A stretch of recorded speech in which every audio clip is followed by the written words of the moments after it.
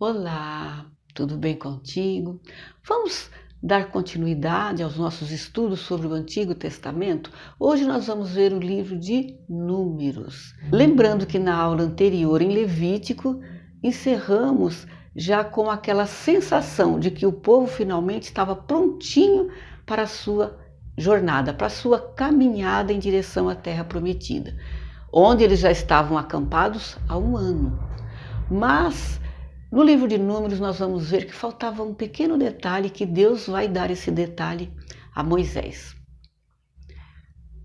Então nós podemos observar aqui que Números, também esta palavra, ou seja, esse título para este livro surge na época da tradução da Bíblia hebraica para o grego. Quando se traduz para o grego é que eles vão dar esse nome Números, porque até então a Bíblia hebraica, eles não costumavam dar nome, um título ao livro, eles deixavam geralmente ou sempre a primeira frase, o início do livro, a primeira frase, ou seja, o capítulo 1, verso 1, dali saía o nome do livro. E no caso aqui, o nome era No Deserto, porque é a quinta palavra da primeira frase, no deserto. E então, nessa tradução, eles dão o título de Números, que vem ser bem de acordo com o conteúdo, com o tema do livro. Números, em hebraico, é Bamidbar, e no grego é o aritmoi. E o que significa? Números, uma espécie de um relatório ou de um censo, algo que Deus vai mandar Moisés fazer. Sobre a autoria, nós nem vamos discutir a autoria, se o livro é de Moisés ou não. O próprio livro de Números, no capítulo 33, no verso 2, diz o seguinte: e escreveu Moisés as suas saídas, segundo as suas jornadas. Portanto, Moisés realmente escreveu o livro. Provavelmente houve algum acréscimo, ou acréscimos, mas pelo fato da compilação. Compilação é quando a pessoa junta todos os escritos, no caso, os pergaminhos onde eram escritos os escritos de Moisés, e aquilo ali precisava ser lido, entendido, para colocar em ordem, de acordo com a sequência histórica daquele livro. E esta compilação ela só foi feita em Canaã. Moisés não entrou em Canaã. Provavelmente quem fez esta compilação, ou este toque final, quem deu foram os sacerdotes, e autores dizem em autores instruídos, alguma pessoa que talvez ajudou os sacerdotes a escreverem, mas são as pessoas que viveram aquele momento junto com Moisés, pessoas que faziam parte daquele grupo de pessoas daquela comunidade. Por exemplo, deixei aqui Números capítulo 12, no verso 3, onde diz: era o varão Moisés um homem muito manso. Os estudiosos dizem que Moisés não faria este tipo de referência.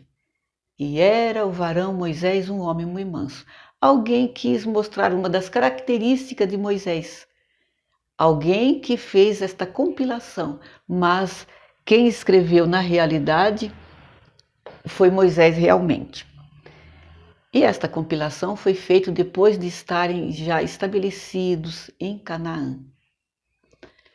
Outro fato interessante sobre o livro, nós podemos observar aqui o capítulo 1, do verso 1 ao 3, que eles deixam assim uma coisa boa para quem vai estudar, quem gosta de estudar mais profundamente, analisar os livros da Bíblia, eles deixam a data. Nós sabemos que os livros da Bíblia, às vezes você tem dificuldade para encontrar quem é o autor. O autor escreve de uma forma que você não tem como identificar. Ficam analisando a forma da gramática, enfim, analisam de todas as formas para ver se encontram quem é o autor. Hebreus, por exemplo. Mas aqui uma coisa boa, já deixa quem escreveu, data. Aqui fala, primeiro dia do segundo mês do segundo ano, primeiro dia do segundo mês. Hoje seria o dia 1º de fevereiro do segundo ano que eles saíram do Egito. O livro de Êxodo se encerra com um ano praticamente com eles ali, construindo o tabernáculo, tudo bem. já ia iniciar o início do segundo ano. E o que Deus diz a Moisés? Tomai a soma, ou seja, conta. Deus manda a Moisés contar os homens de 20 anos para cima. Uma geração, uma primeira geração no deserto. Contar os homens de 20 anos para cima que vão para a guerra. E Moisés então faz isso, ele conta 603.550 homens de guerra, uma geração. E esta soma, esta contagem aqui que Moisés faz, também ela é usada, já que tinha agora uma noção da quantidade de homens em cada tribo, como que ele iria trabalhar com isso. Este relatório serve também para que ele divida os trabalhos, para a organização do trabalho, onde a tribo de Levi e Arão ficam com o trabalho sagrado, com o trabalho do tabernáculo, e ele fica com estas tarefas, as tarefas sagradas. E as outras tribos então ficam com outro tipo de trabalho, principalmente a defesa da nação, a defesa do povo. Mas em que momento que sai essa jornada? Não saiu em Êxodo, entrou Levítico, foram trabalhar as ordenanças das leis, enfim, terminar a organização. E já saíram do Egito, já ia entrar no segundo ano. Então, em que momento que eles vão entrar? Depois de contar. Quando nós vamos fazer um passeio, uma excursão, uma viagem, costuma-se anotar quantas pessoas são, os nomes, o local, enfim. Há esse trabalho, esse relatório, ele é feito. E Deus então ensinou ali a Moisés a organizar o povo através das suas tribos, pela idade, e separou então já para o trabalho. E esta jornada vai começar onde? No capítulo 10.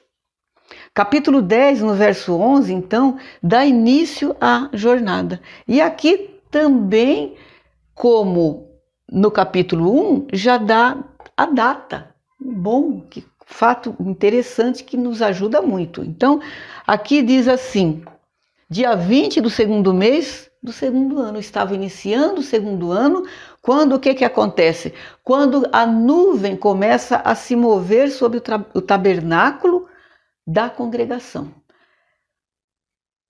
No segundo ano do segundo mês, dia 20, que a nuvem se alçou sobre o tabernáculo da congregação. E os filhos de Israel partiram segundo as suas jornadas. Então eles vão sair nesse dia 20 do segundo mês do segundo ano. No início do segundo ano, então a nuvem dá o sinal de que é o momento da partida. Observando também que ninguém ali fazia nada se não fosse dirigido por Deus. Nem o momento de sair e nem o momento de parar. O momento de acampar novamente, a nuvem é quem dava esse sinal. Ou seja, Deus é que mandava sair e que ordenava o momento de parar. E à frente da nação seguem os sacerdotes, levando a arca do concerto com os 10 mandamentos. Onde estão os 10 mandamentos? E interessante também, na saída, no momento da partida, Moisés fazia uma oração, que está lá no capítulo 10 também, aqui, a partir do verso 35 e 36. Ele dizia o seguinte: levanta-te, ó Senhor, e dissipados sejam os teus inimigos, e fujam de diante de ti os aborrecedores. Simples a oração de Moisés. E o momento em que ele parava, no momento de acampar novamente, ele dizia: volta ao Senhor para os milhões de Israel. E quando eles viajavam à noite, aquela coluna de nuvem se convertia em uma coluna de fogo. De dia, uma coluna de nuvem. E à noite, aquela coluna de fogo para iluminar e também para aquecer. Que o deserto, à noite, ele é frio, ele é gelado. Portanto, aquela coluna de fogo também servia para aquecê-los. No capítulo seguinte, o capítulo 11, nós podemos já observar a murmuração. No capítulo 11, o povo já começa a murmurar contra Moisés, contra Arão, e Moisés então clama a Deus. Moisés clama a Deus, porque o povo, o que eles queriam? Eles não queriam mais comer o maná. Deus deixou um alimento leve próprio para o deserto, mas o povo queria mesmo era comer carne. Tanto que Deus manda as codornizes, que eles se alimentam, se fartam de carne. E Moisés, então, começa a se cansar. Ele começa a achar que Deus tinha dado para ele uma missão muito pesada. Aqui no capítulo 11, ainda, o verso 16 e 17, Moisés ele fala com Deus que aquela missão era pesada para ele sozinho. E o que Deus faz? Deus fala então com Moisés. No capítulo 16, ele diz, no capítulo 11, ainda no verso 16, ele diz a Moisés: separa 70 anciãos de Israel e coloque-os diante da tenda da congregação. E no verso 17 ele diz a Moisés: e tirarei do espírito que está sobre ti e porei sobre eles.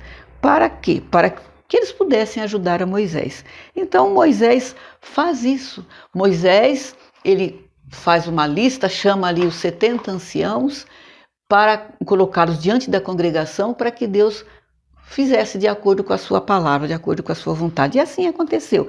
Então, no momento em que Deus tirou, no verso 25 já fala que quando Deus tirou de Moisés, do espírito que estava sobre Moisés e colocou sobre os 70 anciãos, eles profetizaram.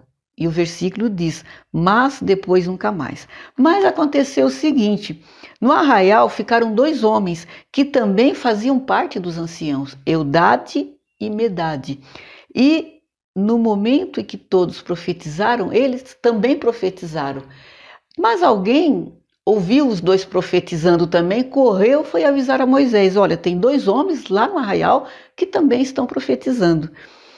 E Josué, quando ouviu isso, falou para Moisés, proíbe, não pode.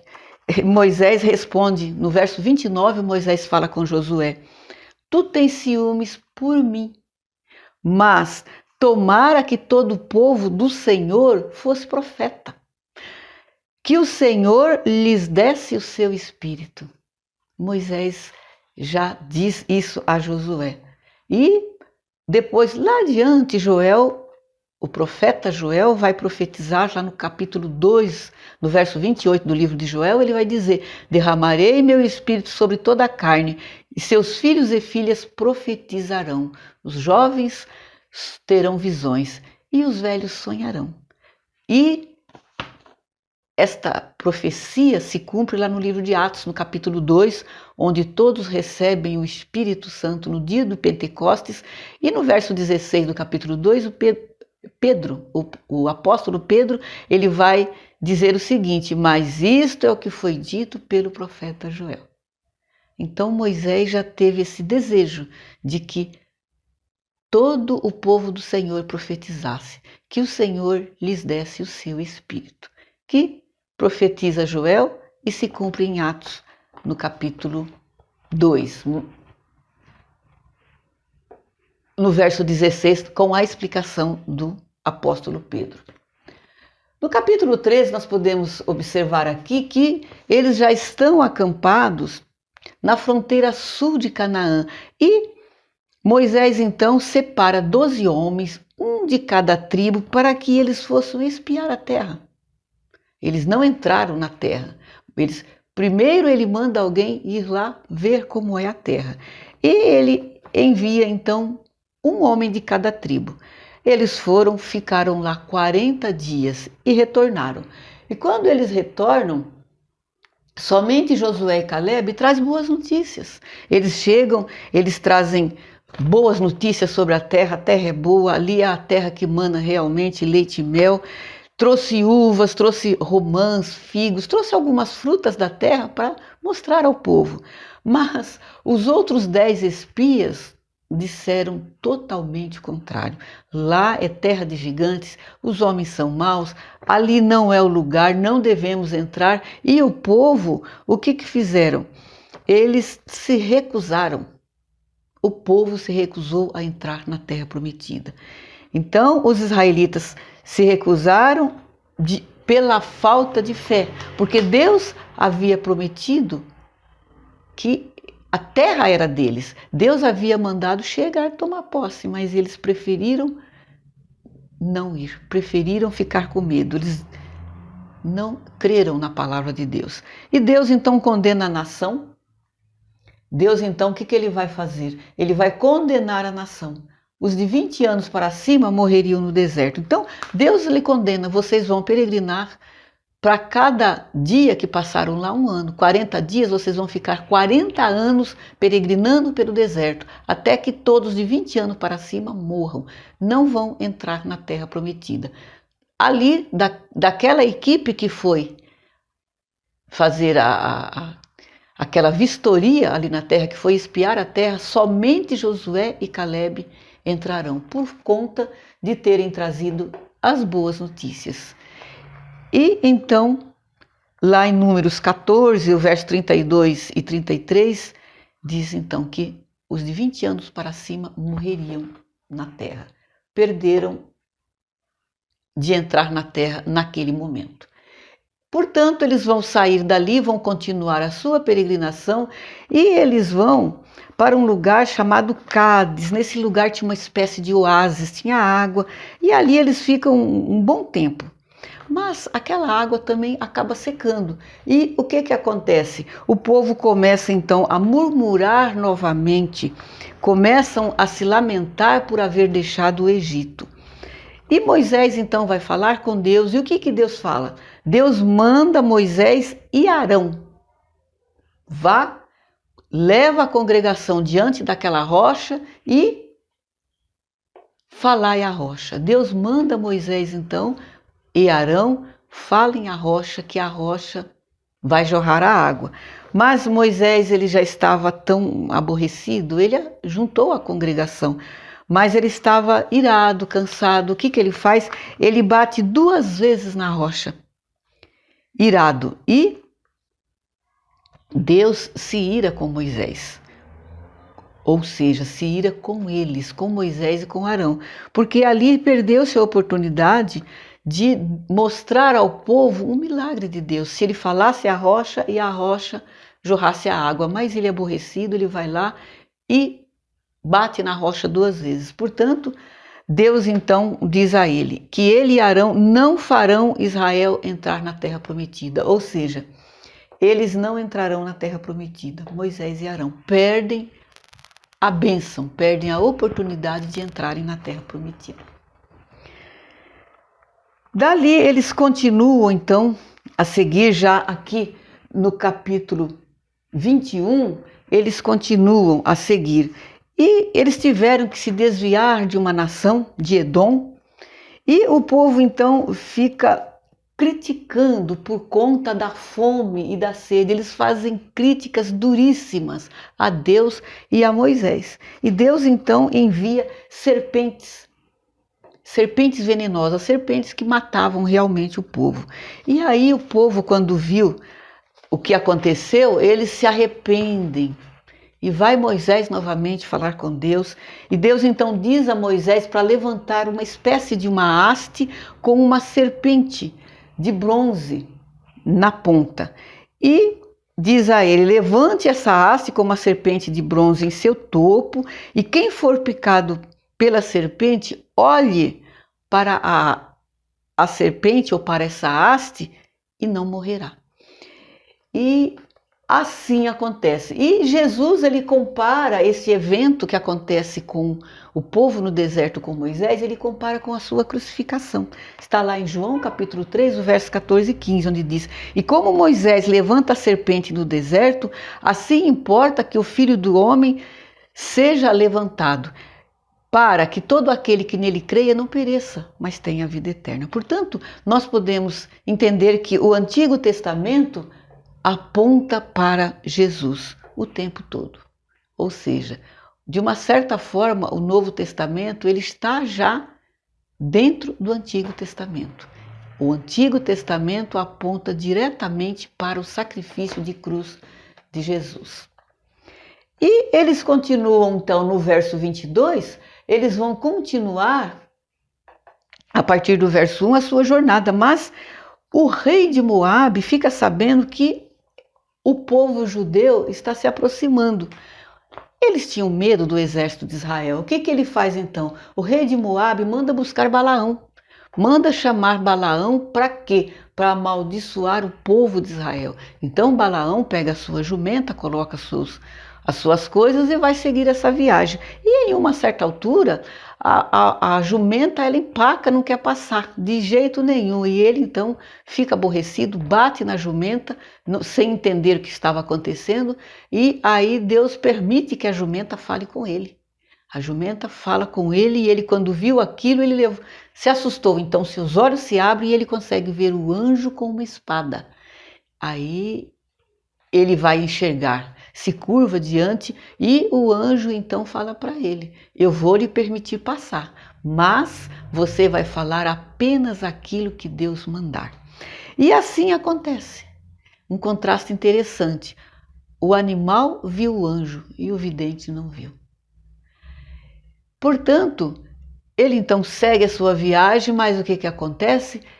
Exatamente o contrário daquilo que o rei de Moabe esperava. Balaão abençoa o povo de Israel e amaldiçoa os seus inimigos.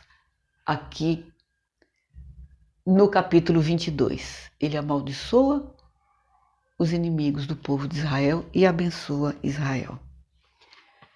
No capítulo 26, acontece então o segundo censo, lembrando que quando eles saem para sua jornada, antes de sair, ou melhor assim, antes de saírem, ele conta os homens de 20 anos para cima. Mas diante de tanta coisa, ou diante de tantas coisas que aconteceram em sua trajetória, porque o livro de Números também traz uma boa parte histórica. Aconteceram durante essa jornada muitos fatos. Perdeu-se muitos homens. Aquela geração que Deus falou que não entraria, realmente aquela geração toda morre. E então, o que eles observaram? Antes de entrar na terra, vamos contar novamente para ver os que estão aqui. E o que houve? Então, eles observaram que não houve assim um crescimento. Na primeira contagem tinha 603 mil, quando eles chegam para tomar realmente posse da terra, só tinha 601 mil. Portanto, aquela primeira geração passou. O que sobrou? A segunda geração, que eram aqueles que vieram para essa jornada que não tinha 20 anos ainda. Moisés, então, ele vai falar, ele vai fazer novamente uma espécie de recordação, lembrar a eles tudo aquilo que foi ensinado durante esses 40 anos no deserto. Já está falando com uma nova geração. E aqui, no capítulo 27, do verso 18 ao 23, o que acontece? Josué, ele é nomeado o sucessor de Moisés. Josué é aquele jovem que sai de lá do Egito com Moisés, este que acompanha Moisés o tempo todo, uma espécie de braço direito de Moisés. Todo lugar que Moisés ia, ele ficava ali esperando Moisés voltar. E Deus então manda que Moisés fale com a congregação, fale com os sacerdotes, e ele é nomeado o sucessor de Moisés. E assim nós vamos encerrar essa nossa aula. Nós vamos ver Deuteronômio, vamos ver então a morte de Moisés e como que termina, como que encerra então os livros do Pentateuco. E depois faremos uma aula separada, uma reflexão sobre esses 5 livros, sobre o Pentateuco em si. Eu espero que você tenha gostado. Eu agradeço a sua atenção. Obrigada.